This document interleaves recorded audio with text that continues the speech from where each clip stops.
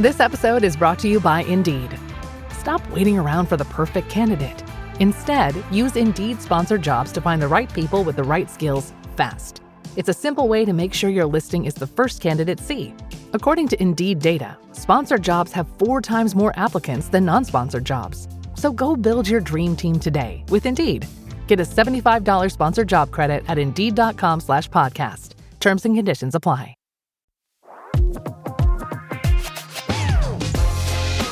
Welcome to 4.0 to Pro, the Pickleball podcast that focuses on a single shot, tip, or strategy to improve your pickleball game with every single pocket-sized episode. Our goal is to make you better on the court every time you hear our voices. Ladies and gentlemen, welcome to another episode of 4.0 to Pro, your pocket-sized pickleball podcast, where we teach you a single shot or strategy every single episode. I'm Michael O'Neal, here in like 80 degrees sunny Long Beach, California, joined by one Mircea Morariu there in probably also sunny Boca Raton, Florida. Hello, sir. Hello, my friend. How are you doing out there? I'm great. I have a new paddle that no one has heard of. And I even did an internet search and you can't even find it. It doesn't exist. Really? Yeah. It's called the Barrage.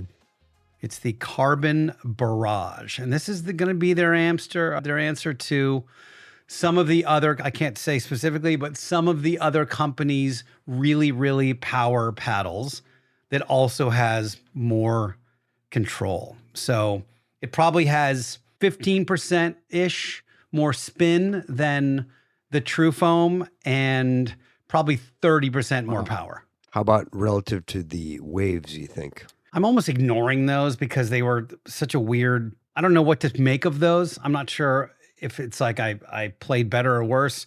There's such a specific sweet spot in those, but it's an upgrade from both. I think the sweet spot is much bigger on this. I haven't had enough. I've literally played with it one day. I think I played 3 or 4 games with it today, but there was a few things that I was like, wow, that came off way hotter than it normally does. And it's an interesting thing. I think you've been experimenting with some other paddles as well. It's the energy output of what's required to get a ball back that I think is the most surprising. Meaning, like, if someone fires a ball at you and you have to reset it, or if you're digging to get a ball out, it just fires back without a ton of your own body having to put that energy into it. And I think that's the part that takes a little bit of getting used to. Yeah, that's typically, what we call the pop, where you're not really generating a large stroke, you're just more blocking it, or like a short counter and the ball, explodes off your paddle with these new power/poppy paddles. And it's interesting because that's what has been selling for paddle companies. And so they've been giving the consumers what they're consuming, which are these power paddles. And it's incredible from my experience and from what I've seen, especially at the 3.5, 4.0, 4.5 level, is that the amount of control that is necessary to successfully navigate the higher levels. So if you want to get better, it's really not so much about the power, it's the control. But the power is so juicy and it's so glamorous that you're just hitting the ball as hard as you can and you're targeting someone's torso and you're winning the points. But if you do want to get better, the bigger thing is really the control, because where you're hitting the ball, in my opinion, if I were going to rank them in order, number 1 is location, number 2 is spin, and number 3 is power in terms of importance at the higher levels and in tournaments when you're getting into the semifinals and the finals / medal rounds. Totally agree. It is the trendy, I think this is sort of a, if you can't beat them, join them idea in terms of paddle design, because with the Waves that you and I played with for a while, I really thought the control was great on that paddle. I really enjoyed it. I thought it was great. Yeah. It was interesting, though, with these foam paddles, what I've found, and it's my own anecdotal experience, is that I've really found that weighting the paddles on the side makes a huge difference. Whereas every other paddle, like the 3rd generation, the honeycomb paddles, personally, I weighted them at the throat and sometimes in the handle. But with these foam paddles, it really seems to open up that sweet spot by putting that weight on the side. And companies have realized this. A perfect example is the Selkirk Boomstick, which is a quality paddle that is definitely in the power range. And, they put those weights on, the MOIs, and it was prepackaged like that. Now they've gone away from that for various reasons. But anyway, that's been my experience. Yeah, I did the same thing. I played a little bit, 20 minutes or so with no weight on it, just so I could feel what it felt like. Felt very light to me. Then I put 2 4-inch strips on either side, left and right side, and it was like, oh, yeah, that's it feels super solid in my hand. The spin's crazy. I think this isn't a paddle review, guys. We're just kind of talking about some of these power things, but for fun, I tried to serve as hard as I could to my buddy. I go, I'm just going to hit something I would never do in a real game, which is I'm literally just trying to hit as hard as I possibly could. And I think I got 8 out of 10 in, and of the 8, 6 were unreturnable. I just crushed them. So, yeah. And to me, the other thing that's also amazing, and we've talked about this during our, how to weight your paddle show. It's incredible how much the play characteristics can change depending on strategic lead placement. And a perfect example is the Carbon True Waves 4, the hybrid shape that I used a lot in multiple, fortunately successful tournaments, that I didn't love it when it just out of the box. And then I added the weight on the side, per your recommendation, and it really improved that sweet spot and made it an amazing all-around paddle. Oh, cool. Hey, Mircea, I don't know if I'm a YouTube guy. I watch all my car stuff on YouTube and tons of pickleball on YouTube. I don't know if you've seen, and you guys, if you haven't done this in a while, go back and look at like the 2018 finals, like the US Open Minto Championships, and look at the pro finals and look what the game looked like 6-7 years ago from a power, spin, strategy, all of it standpoint. And I think what you'll find right now is that when you're watching a 2026 game, man, Mircea, it looks like they are firing from every part of the court to every part of the court. There's a lot of rules that we probably had in 2020, no cross-court speed-ups or blah, blah, blah. Seems like all that's out the window, and people love to attack and instigate from pretty much everywhere now. So I think the challenge is, I play with a couple of people that they try to attack and it's easy to read, and or one of us might be out of position and it's not the greatest idea to attack at that point. So what we thought we would do is, let's talk. It's 2026. The game is offensive. Let's talk about attacking and instigating in a point and kind of the where and when and the best practices of that. Absolutely. And I really have been thinking about this lately because as part of my training, it's come up quite a lot that when we do the instigator drill, and it's a little bit artificial because you're doing it one-on-one straight ahead. And it's actually really effective if you do it with 2-on-2. So that's just a little aside. A lot of people don't do this type of drilling when you have, they do some 2-on-1s, but, a lot of times it's just you and someone else. And it's a little bit artificial, but it's come up quite a bit. The question is, when do you attack? When is the right time to attack? And obviously there is no, 100%, 100% rule about when to attack. But I really thought that we need to talk about some general principles that you really need to be aware of and think about before you attack.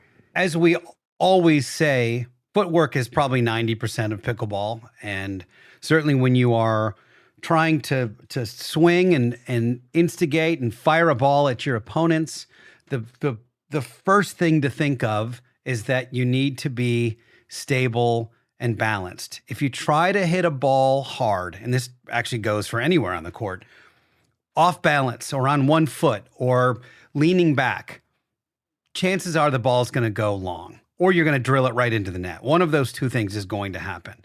Very rarely are you off balance and hit the perfect shot to the perfect angle, to the perfect spot on their body that you're shooting for. So stable base is critical in instigating and speeding up in pickleball. Yeah, I mean, there's so many reasons that, this may seem obvious, but there's so many reasons why this is true.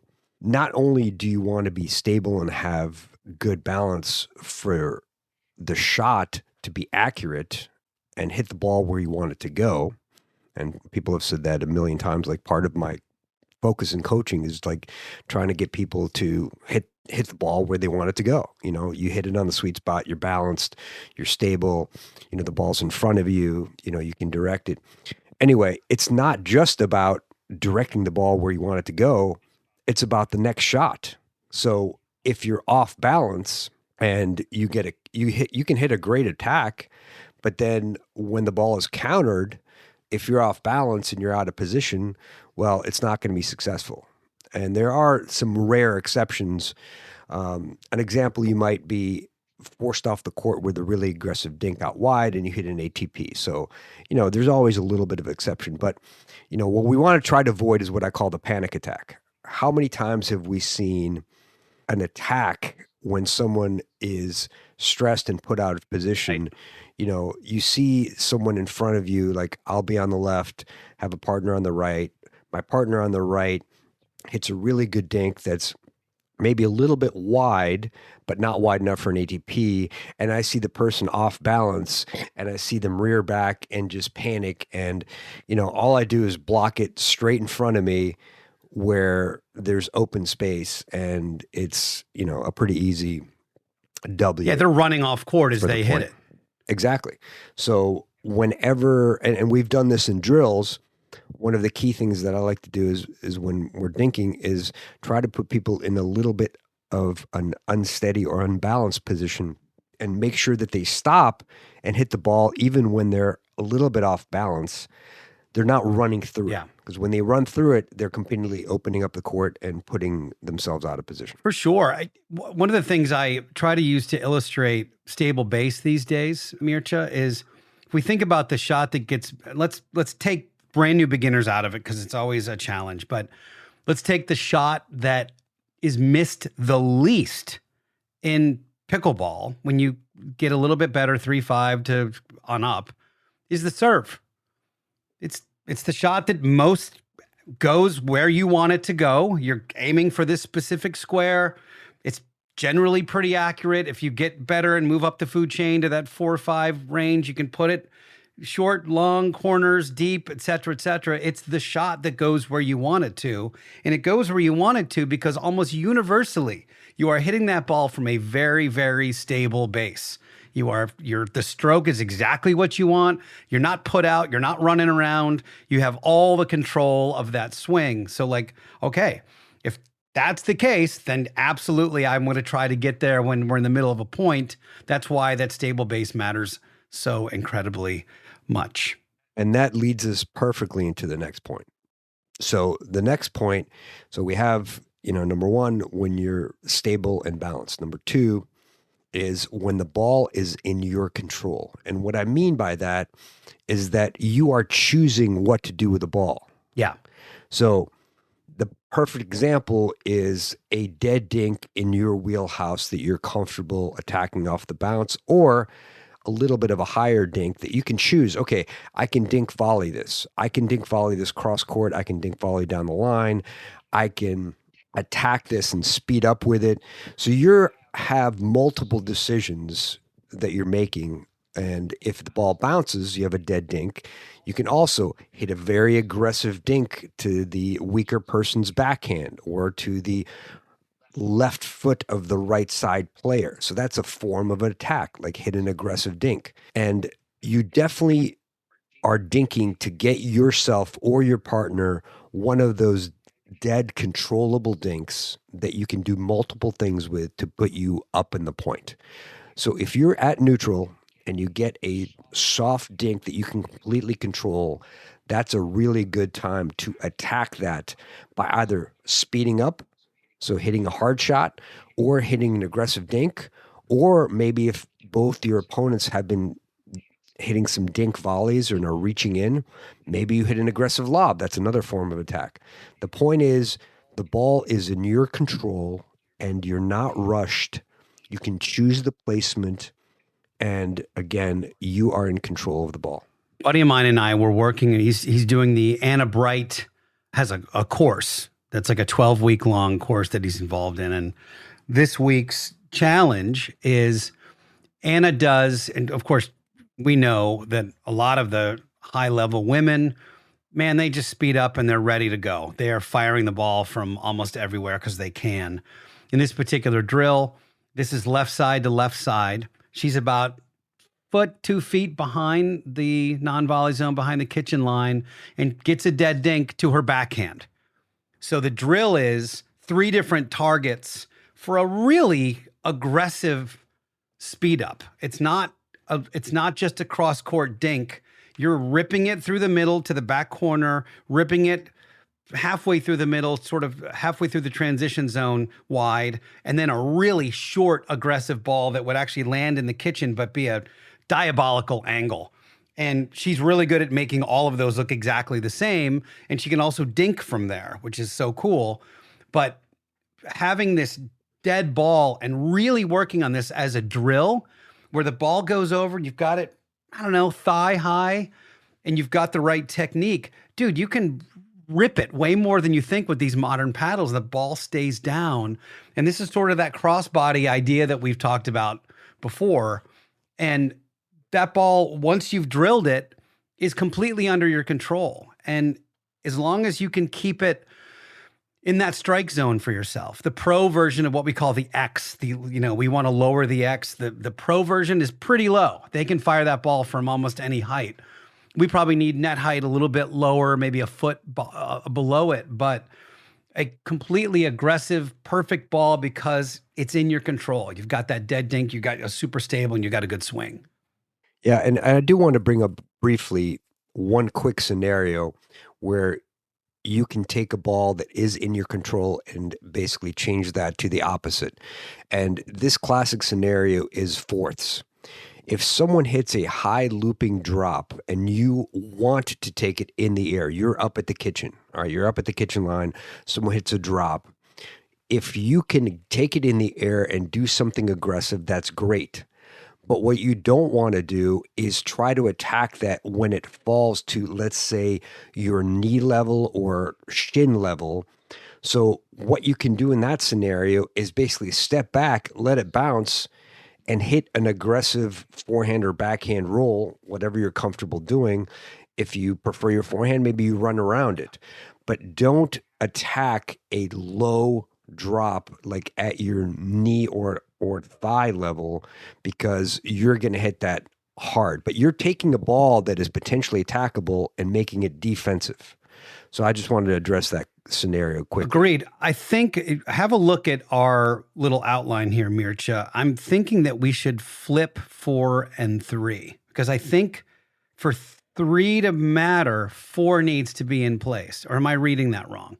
No, okay. You can do that. So they weren't in any particular order. Okay, so I think this is one of the least discussed parts, not only of aggressive speed ups and instigating, but of pickleball in general, is that the reason why you can have a 5.8 player on court playing with a 4.0 and they'll lose to a pair of 4.5s is because the positioning is wrong.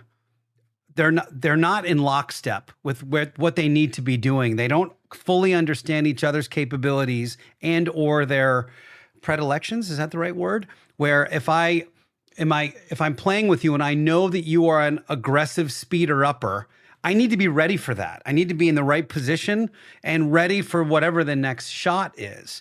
One of my buddies, Tony Joe, who you met last year, we were playing a couple months ago. I was speeding up and I was like, oh man, sorry. He goes, oh no, I'm ready. Like I'm ready for that ball. So he's fully expecting the counter to come right back at him and he's ready. But it really matters where your partner's position is. And I don't think we talk about it enough. Absolutely. I mean, I talk about it really all the time, especially when I'm playing with a new partner. And I say, for example, I'm on the left and we're dinking and I scoot out a little bit to my left where I'm running around my backhand and getting a forehand and I'm attacking with my forehand off the bounce straight ahead. Guess what? I need my partner on the right side to shift over to right where the tee is and a little bit over, because I'm trying to get them that high backhand. Yep. So I'm trying to create that triangle or V. So again, if you are attacking and your partner is in a poor position or they're not ready, it's usually not a good attack, because you are not only attacking for yourself, you're attacking for your partner, and you and your partner need to be on the same page. And a really good example of this is when, one of you has hit a drop and you're advancing towards the kitchen. Maybe one person is ahead of the other, and then you're getting your 5th or 7th shot, and someone attacks.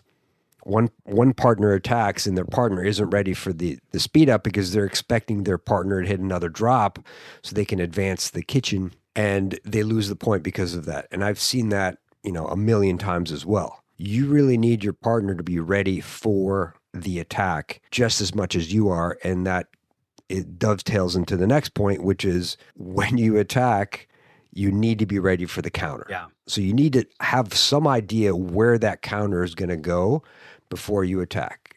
You really don't want to think one shot ahead. And that's one of the biggest differences that I feel there is between 4-0, 4-5, and then you go to 5-0 to 5-5, is that the 4-0 to 4-5 players often think of one shot ahead. The higher level players are thinking 2 to 3 shots ahead. Yeah. And you can really hit a, quote, bad speed up, but you can get that counter. If you anticipate the counter, you can win the point or be successful. Or if your partner is on the same page as you, then you can be successful. Yeah, I mean, you might have a great counter and you might just bait them with here, hit this, because I'm going to put it away after that.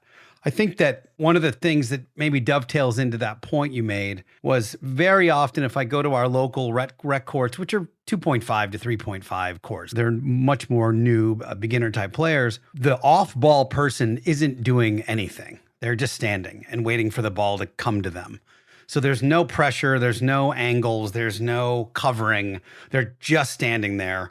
And very often, probably the biggest example of this is when somebody is serving on the ad court, so left side to left side, and that right side player just stands there after they've returned a ball, and the middle is wide open. They've given the opponents a literal wide open forehand drive because that partner doesn't shift to the middle or do anything. They just stand there waiting for the ball, and they just get pulverized. So it's like that lesson doesn't come in until you're in that fours somewhere where you're like, oh wait, we have to move in concert with each other. This is not going to go well at all. Yeah, and we should clarify about what does it mean to have your partner in good position? What does that mean? When you are behind the kitchen line significantly, I'm not talking about like 1 or 2 feet. Like transition zone. You're in the transition zone. Transition zone. You're in the transition zone. So if you are on the left and I'm on the right, I'm on the right. I hit a good drop. You've advanced to, let's say, 3/4 of the way through the transition zone, and I'm a few feet behind you. You and I are down in the point. If I get a transition zone ball, and again, we're not talking about high balls. Like if you get a high juicy ball that is bouncing high, or is, you can hit, shoulder height or higher, you can crush it from high to low, you can attack those all day. Yeah. All right. But if you have a ball, hypothetically, like say it's at my knees and you are a few feet in front of me, but still not all the way up, like it's just not going to be a great attack, with a few exceptions that we're going to talk about. But a juicy high ball, then of course you can attack. And you can target a specific wing as long as you guys are in good position and your partner is ready to counter. I think it's really important, at least with how these 2 points wrap up together, Mircea, is that you have to know the capabilities of your teammate, and they have to know your capabilities and your tendencies. If you find that you speed up to a group and they counter really well and they put it right back in the middle and they put the ball away, you have to have that conversation that says, hey, if it's a dead dink, I'm going to either go here or here. You've got to be ready for that counter because I'm going to do it. I'm going to take the chance. It's 2026, dude. People are winning points by offense. That's just the way it is. No, they are. And when you have your partner that number one, has good hands. And number two, has good positioning. So there's not a lot of gaps. And the biggest gap you want to cover when it's going fast and you're attacking is what? It's the middle. Yeah. You don't want your partner hugging the sidelines unless the ball is obviously going outside the sidelines and they need to follow it. But all things being equal, you want to cover the middle when it's going fast because that's where the ball goes. If the ball goes to the outside and it's hard, it's usually going where? Out. Yeah, it's going out. Right? Yeah. And if you happen to have put one of your opponents in a bad position, you've hit a great dink, you've hit a lob, and they're in the middle of a scramble drill or whatever, this is a perfect time to attack because we know that to be successful in pickleball, if we look at point number one, it's you have to be stable. To make the ball go where you want it to go, you've got to be really stable. They're not stable. They're on the run. You've put them in a bad position with a dink or a lob or whatever, and they're all over the place. Now is a perfect time to attack. And I'm curious, I'm going to ask you this question. This is unrehearsed. If, let's say, the left side player is swung wide, really wide on a dink, right? And it's not quite enough to ATP, but they're definitely uncomfortable. They're off balance. Where do you typically go? What's your attack point for that? If I'm on the left, I am scooting all the way to the middle to try to get that ball, and I'm right up on the line. Where do you hit it to them? Because I want to try. What's your target on their body once you get that next ball? Because they're going to try to bring it back. It's going to float, and you're going to fire it at them. So if I have my left side opponent is a little bit out wide and they pop up a backhand dink, so let's say they're right-handed. So there are usually two options. If it's high and it goes in the middle, I usually go straight at the right side player right in front of me. All right. Alternatively, I can sometimes go inside out to target the body of the right hip / torso area of that left side player. And if it goes to my backhand, that's really a perfect scenario to go cross body, cross court right into that same area, right side, torso, right hip. Because what that person is going to do, if they've been pulled out wide and they pop up a dink to my backhand and I'm on the left, what they're going to do is they're going to rush to that forehand and try to cover that open space. So I just go back to their belly button / right hip / right torso area. Yeah, I like that. I think in general that at the beginning of a match, we will feel, especially new opponents, out. But there will be eventually, if you play with the same people for a while, you might notice, man, if I attack body or anywhere near this person's backhand, it comes back diabolically well. They're really good at that. However, if I attack their forehand, their chicken wing side, man, we win 75, 80% of those points because they're not as good. They're committed to backhand shield. And this can be something that wiggles around during the course of a day. When you and I were doing instigator drill, which we'll talk about at the end of the show, you'd hit a few to my right shoulder, which I then covered. Then you went back the other way to my left hip. So this is the kind of thing that at the higher levels you can notice and really start picking on. But in general, I love that kind of forehand hip side or forehand hip shoulder as my first target as I'm speeding up, and let them prove it to you that they're covering it and it's fine, because a lot of times most people are sitting in that backhand shield. Yeah, all good points, Michael. And that's what we're talking about, the paddle side body. And that'll be like one exception. For example, if I'm in the midcourt, say on the right side, and we're coming up and I'm in the transition zone and I have a pretty juicy forehand, and the person right in front of me, the opposing left side player, let's say they're sitting super heavy backhand, I might fire that off. I might attack because they are out of position. And what I mean by that is their paddle is out of position. Their paddle is just leaning so heavy, I go to the right side and you get a pop-up. As long as you have a reason, if you see something that you can attack and it makes sense to you, you can successfully attack from the midcourt.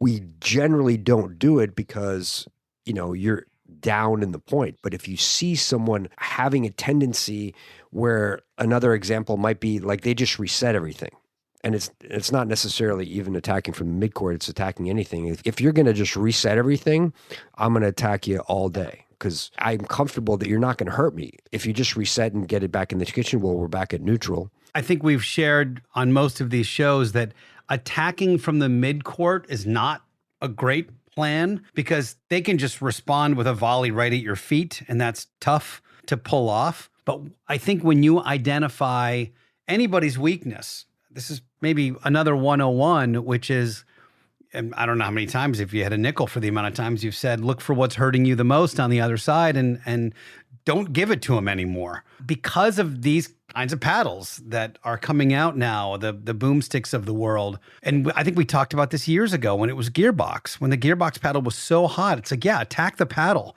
It's hard to get the ball down. If they're in the midcourt and you hit a ball at their shins and they've got to somehow figure out a way to reset that ball, but the power is so poignant on that paddle, it's going to pop up and you're probably going to get a 2-shot combo out of the deal. But, you got to read the room. Generally, we think mid-court attacks aren't great because they'll have a little bit more time. But man, if you identify a weak wing, you start pounding away at it and you'll make hay. Yeah, and that's another reason to attack when people have trouble with counters. Either they have slow hands, or if you're getting the counters at least relatively low, let's say at their waist or below, they have trouble countering because, let's say, they're with the wind. Yeah. So the wind is against us, and I know that if I hit an attack that's relatively low and they counter that, it's going to go out every single time. Or if they have really poppy paddle, or let's say it's the scenario that we spoke about last week, Michael. It's really cold out. Ball's hard. The paddles are hard. If I'm a little bit against the wind in 45-degree weather and you're using a gearbox PPE and you're in the transition zone or somewhere where I can get it low, I'm just going to attack you every time and dare you to try to keep a counter in the court. Yeah.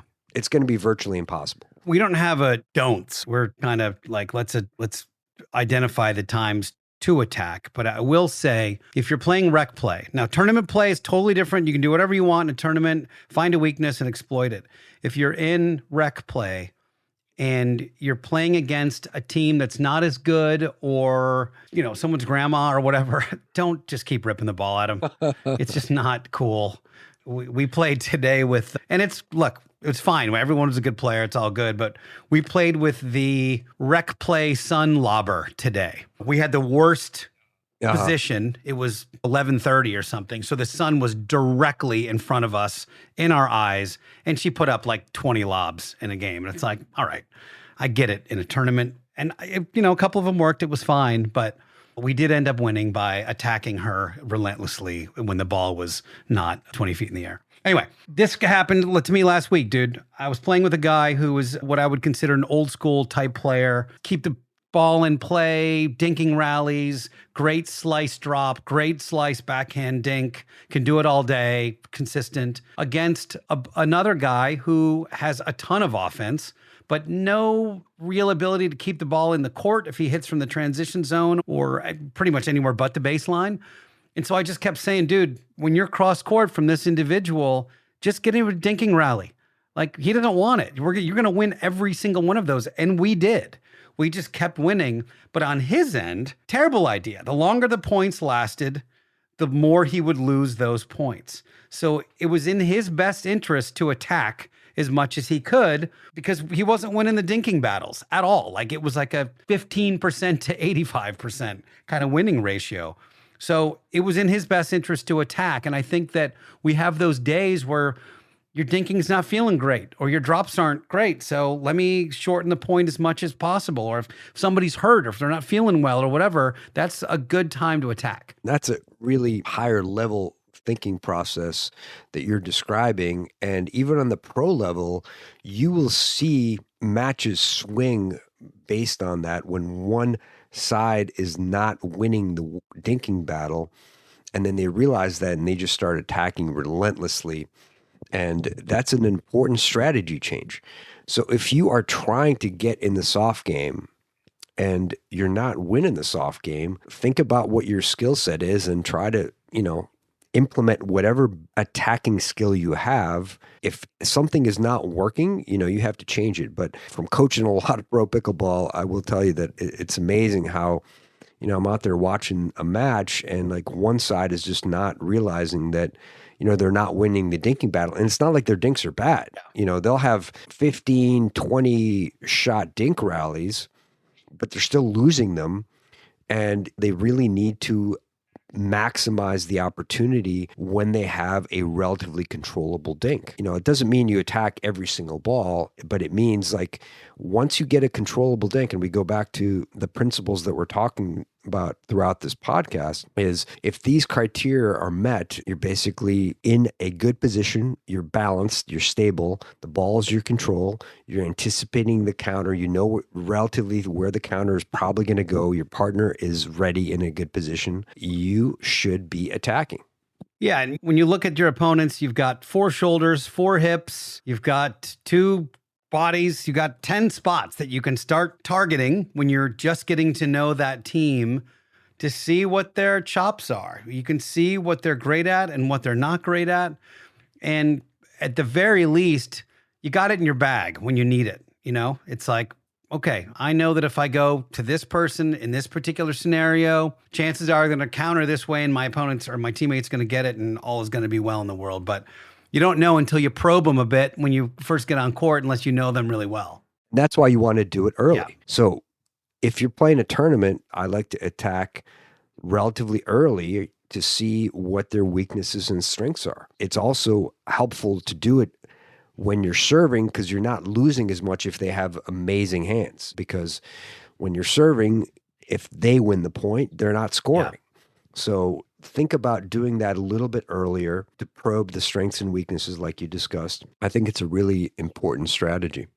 One of our favorite drills for this, Mircea, is to be right across from each other and dink, dink, dink, and then start targeting. One person can be the instigator and the other person can be the resetter. You can flip over and then you can both be the instigator. And one of the things I love about this, especially like if I had one drill to do before I went to play higher level pickleball, it would be this instigator drill because it gets you so used to recognizing tiny nuance that they're showing you before they speed a ball up and then hopefully be able to read if they're going right hip, left, like really focusing on paddle angle and body position and what the dink was like.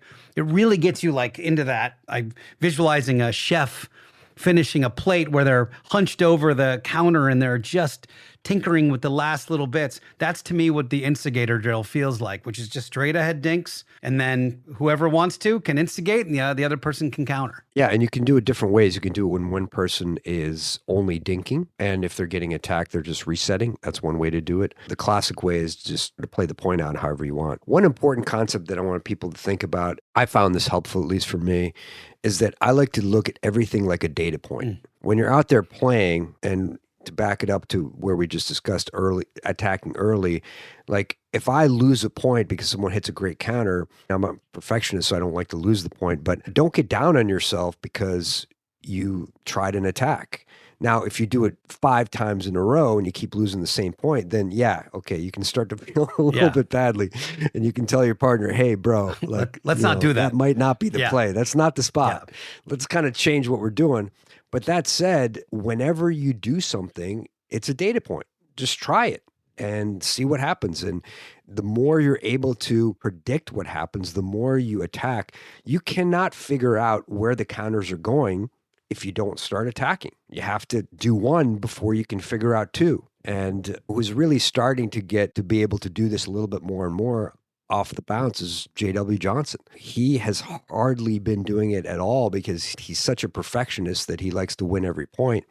But statistically, if J-Dub is speeding up off the bounce and once he figures it out completely, it's going to be trouble for people because his hands are so good. The more he does it, the more successful he's going to be at. But no one is going to win 100% of the attacks. You're just not going to. And that's okay. If you're winning 7 out of 10, that's amazing. And at the pro level or the 5-0 plus level, the differences aren't massive. You know, if you do the statistics, if someone's winning like 54% of the points, they're winning an incredible amount of the matches. It's all about the statistics. Yeah, you look at like a baseball hitter, like, oh, you're hitting 300. You're hitting 1 out of 3. You're great. Before we wrap this up, I was curious about A couple weeks ago, Christian Alshon and Tyra Black won the Minnesota Indoor, I think it was. Christian played like 95% of the court and just kind of played out of his brain the entire week. I'm curious what you think about that, because it felt to me a little different than when you see a clip of Riley Newman doing a very similar thing where he's taking over most of the court. I'm just curious about the pro take on what you saw there and what the word on the street is, because you're right around all those people. I saw them both, Christian and Tyra, yesterday at Replay here in Boynton. It's pro mixed doubles. Yeah. They're playing for money. Tyra was happy to win. It is what it is. That's how the game is played. Your goal is to put pressure on your opponents. And Christian was putting a tremendous amount of pressure on his opponents. It was successful. Like every ball. Absolutely. And they were struggling to keep the ball away from him or to keep it in a, what we call the safe zone. You want to find a safe zone where you can get the ball. And that's one of the biggest mistakes that I feel people make in mix is they target the female so much that they don't realize that sometimes the safe zone is low to the guy's backhand, or how important it is to keep that guy honest. And they keep trying to hit it to the woman when the best shot is really to dink cross court to the male's backhand. And even at the pro level, I'm telling you, that's one of the biggest mistakes that still happens in mixed doubles. I think that he gave them about a 12-inch safe zone on the right side of the court. Otherwise, he was getting pretty much every ball on the court with his hyper athleticism. Anyway, dude, good suggestion on this show. Anything you want to add before we wrap it? I just think that we want to think about attacking judiciously and aggressively, but in a smart fashion. And once you start to figure out where the counters are going and you can communicate with your partner where your partner should be and is ready when you're able to attack, you are much more free. You feel much more able to attack. And not only does the early attacking help you at the beginning of the game, but it helps you during the tight points. If it's 9-all and at 2-all and 3-all, you attacked, say, one player's backhand and they just crushed it at you, you know that a 9-all, if you get a fluffy ball, you don't want to attack their backhand. Like, you want to attack their right hip paddle side, and that's where it's going to go. Or vice versa, if you attack their forehand and they crushed it every time. So use that information, use the data points to figure out where you're going to attack during critical moments. A quick mention. We're going to be in Mesa, Arizona in a month, weekend of March 7th and 8th. We don't have anything formal in terms of a clinic or something, but if you live in that area or if you'd like to do some sort of VIP day or clinic day or something, just reach out to us either on Instagram, 4.0 to Pro, 40, it's just FOUR. Actually, just go to picklehelp.com and fill it out. And if you're interested, maybe we can put something together and do a little clinic, Mircea. That would be super fun. And we're going to participate in an event that is going to benefit a very worthy charity. And hopefully we can set up some ancillary things while we're there. Agreed. All right. For Mircea, I'm Michael. Go enjoy some pickleball. See you guys next time. Thank you for listening to 4.0 to Pro. For more tips, find us on Instagram at 4.0 to Pro. If you have a pickleball question, submit it at picklehelp.com. Now, get out there and dominate. But don't forget to have fun.